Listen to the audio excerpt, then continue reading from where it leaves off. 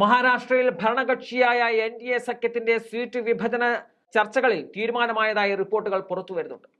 2024 ലോക്സഭാ തെരഞ്ഞെടുപ്പിനുള്ള സീറ്റ് വിഭജന ഫോർമുലയ്ക്ക് NDA സഖ്യം അന്തിമ രൂപം നൽകിയിട്ടുണ്ട്. കഴിഞ്ഞ ദിവസം കേന്ദ്രമന്ത്രി അമിത്ഷാ എത്തിയതോടെയാണ് മഹാരാഷ്ട്രയിലെ സീറ്റ് വിഭജന പ്രശ്നം പരിഹരിച്ചത്. സംസ്ഥാനത്തെ 48 ലോക്സഭാ സീറ്റുകളിൽ 32ലും BJP ഒറ്റയ്ക്ക് മത്സരിക്കുമെന്നതാണ് ലഭിക്കുന്ന വിവരം.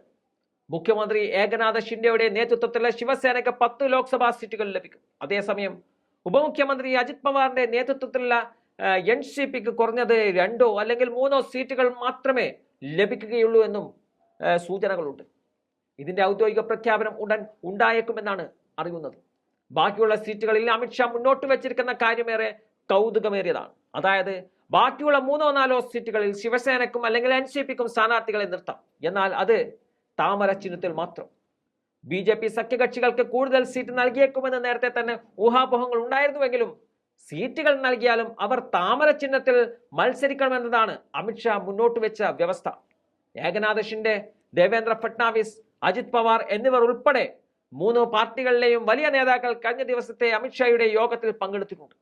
മഹാരാഷ്ട്രയിൽ 45 ലോക്സഭാ സീറ്റുകളാണ് BJP ലക്ഷ്യമിടുന്നത്. കഴിഞ്ഞ ലോക്സഭാ തെരഞ്ഞെടുപ്പുകളിൽ BJPക്കൊപ്പം ശിവസേന 23 സീറ്റുകളിൽ മത്സരിച്ചിരുന്നു. അപ്പോൾ ശിവസേന 18 സീറ്റുകൾ നേടിയിരുന്നു. BJP 25 സീറ്റുകളിൽ സ്ഥാനാർത്ഥികളെ നിർത്തി അതിൽ 23 എണ്ണവും വിജയിച്ചിരുന്നു. അന്ന് BJPക്ക് 28%, ശിവസേനയ്ക്ക് 23%, NCPക്ക് 16% വോട്ടുകളാണ് സംസ്ഥാനത്ത് ലഭിച്ചിരുന്നത്. എന്നാൽ ഇത്തവണ ശിവസേനയും NCPയും 2 വിഭാഗങ്ങളായി പിരിഞ്ഞു.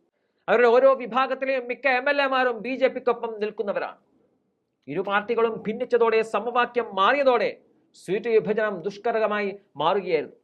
താമര ചിഹ്നത്തിൽ തങ്ങളുടെ നേതാക്കൾ എങ്ങനെ മത്സരിക്കുമെന്നതാണ് NCP നേതൃത്വത്തിന് മുന്നിലുള്ള പ്രധാന വെല്ലുവിളി. യഥാർത്ഥത്തിൽ NCPയെ വരച്ച വരയിൽ നിർത്തുകയാണ് BJP ഇപ്പോൾ ചെയ്യുന്നത്.